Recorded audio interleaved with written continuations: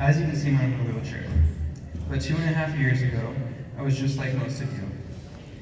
I used to love running and enjoy 5Ks and hiking and staying active. I grew up dreaming, always thinking about my future and goals I wanted to accomplish. I felt unstoppable. It never crossed my mind that anything would happen to me, especially this. When I was 17, I got my dream job, working at a winery doing grounds maintenance and concert prep. I loved it. The people I worked with were my friends, and I enjoyed going to work every day, working overtime whenever I could. I had been working for just over a year, and I lived with my coworkers, and we carpooled to work each day. On May 15th, a Monday evening, I just clocked out and told the person I was carpooling with that I was going to be down in the orchard area below the winery, where I usually ate my lunch. It was a beautiful spot overlooking the Columbia River, and in the spring it had an amazing view. I found a rock to sit on and just relax for about 15 minutes. Then I decided to get up and explore another area. I had barely stood up when my foot slipped on some rocks and I fell backwards off the cliff. As I was falling, I remember a million thoughts going through my head. I knew it was going to be bad because I could tell I was falling for a long time. When I hit the ground, I immediately felt my back break. I'd fallen 40 to 60 feet. Looking at my legs, it confirmed it all the more. My legs were not in line with my body, and it startled me to see them that way. I laid there for a while and just kind of took in what was going on and what I was going to do. I looked for my phone to call 911, but my phone had dropped out of my pocket and I couldn't find it. So I just laid there and yelled as loud as I could. I yelled and yelled, but nobody came. I was sure my carpool would be coming, but I couldn't hear anyone yelling for me. After a couple hours, the sun was going down and I knew that my carpool had left. I decided to see if I could move myself up the hill a little further to get to a point where people could hear me better. I rolled myself onto my stomach, attempted to army crawl up the hill. The hill was so steep it wasn't possible. I then tried turning myself back around and trying to get back to where the ground was a little flatter. But as soon as my body was sideways, my legs flopped over and I began to uncontrollably roll down the hillside. As I was rolling, I was frantically trying to get a hold of the rocks or ground to stop my fall. When I finally did, I just yelled and yelled at the top of my lungs for someone to help me. There is no way to describe the fear of falling and not having control of half your body as you're doing so. So after yelling for help for hours, it was getting dark, and I knew at this point I was going to be spending the night outside in the rain and cold. I spent the first night there, awake, just hoping that at any moment I would see a flashlight or hear someone yelling for me, but no one came. It was starting to get light when I thought it would be a good idea to be more out in the open where people could see me better. I pulled my body over the rocks and began yelling as loud as I could. I would yell, get out of breath, and then listen for a little bit, then yell again. I did this for hours, but there was never an answer and no sign that anyone was looking for me. It hit me at this point that no one was looking for me and no search party was coming. I had been forgotten about. This for me was one of the scariest times throughout the whole experience. Because at this point, things felt hopeless. I was losing my voice after yelling for so long, and it really hit me I might die out there. I knew that if I was going to live, I was going to have to find help, because help was not going to find me.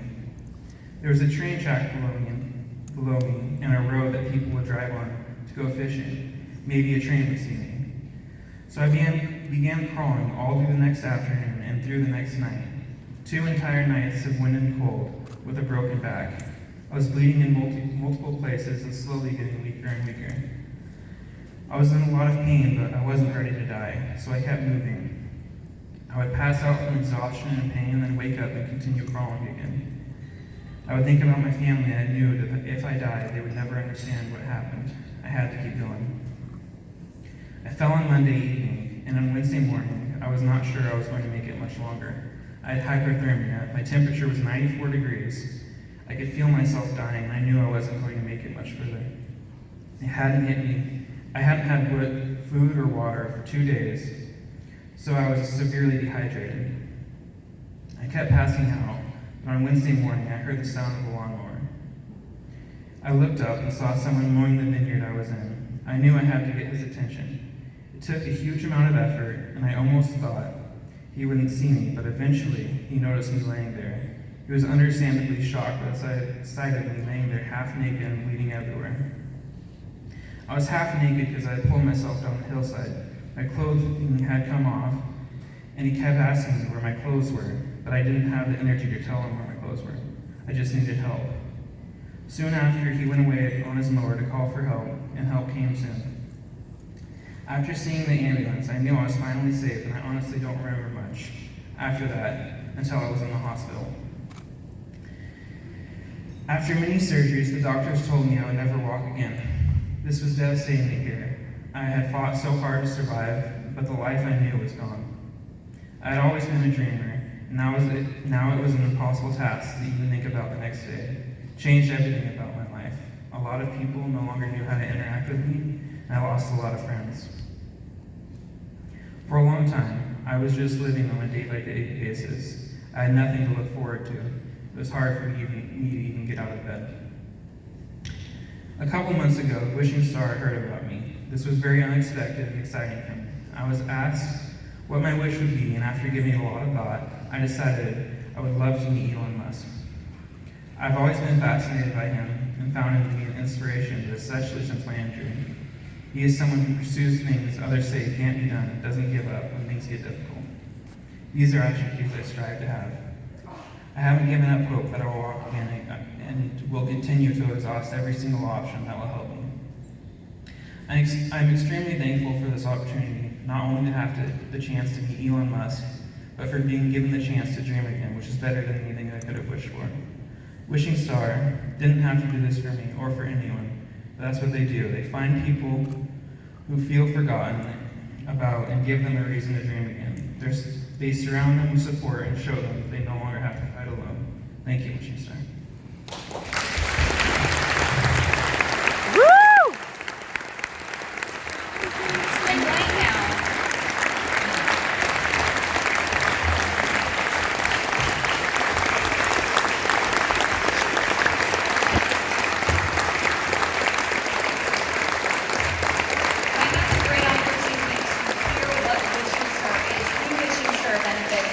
We have a chance right now tonight to make Noah's wish come true. So what we're going to do, we're going to use the power of social media. We see it all the time. We hear about stories every day. And we're going to, tonight, or it might not be tonight, it might be later on in the week, it might be tomorrow, but Elon Musk is going to see our hashtag Noah for Elon Musk. Go on Twitter, go on Facebook, go on Instagram, and we're going to try to get Noah's wish to come true. We've all heard the story that 7 degrees or 6 degrees of separation or 6 degrees from Kevin Bacon. We're just a few people away from Elon Musk. You never ever know who will see this hashtag and will hear Noah's story. And Elon Musk, you never know. Elon Musk is an eccentric, outrageous individual who believes in people and believes in the spirit of humanity and believes in courage and believes in the fact that I'm telling you, if Noah were sitting in front of Elon Musk, he could move Elon Musk to tears. His story could make Elon Musk think twice about what Elon Musk does and hopefully help Noah as well. So here's what we're going to do. It'll cost you absolutely nothing other than about a minute in order to be up on your Facebook page or on Twitter, on Instagram, anyway, be able to get in touch with Elon Musk. You never know. You never know how this will travel. Viral media and viral social experiments have shown that you can have one tweet move all the way around the world in less than an hour. So here we go, an opportunity. Wouldn't you be the one? Wouldn't you love to be the one that's able to say, I was the one to put the hashtag out that I get Elon Musk to sit down with Noah and Elon Musk. You never know. So you have an opportunity right now. We'll give you 1 minute to take a look at that, and then we're going to do the funding. Noah, thank you very much for your courage and your story. We certainly appreciate it. Thank you. One more time. Thank you, Noah, right there. All right, again, it is Noah for Elon Musk, and we hear about these stories all the time, and often it's not that day that it happens. It's not even that night. It's the next week. It's the next day. We heard about it this week, a little boy wearing a U t-shirt, and now it is an official logo for the school. He made an impact, and that's what we're going to do tonight for Noah. It's going to be a small ripple, and that's how we're going to make the effect. Like John said, You don't have to bid on anything, you don't have to spend $1, and we're gonna make it happen.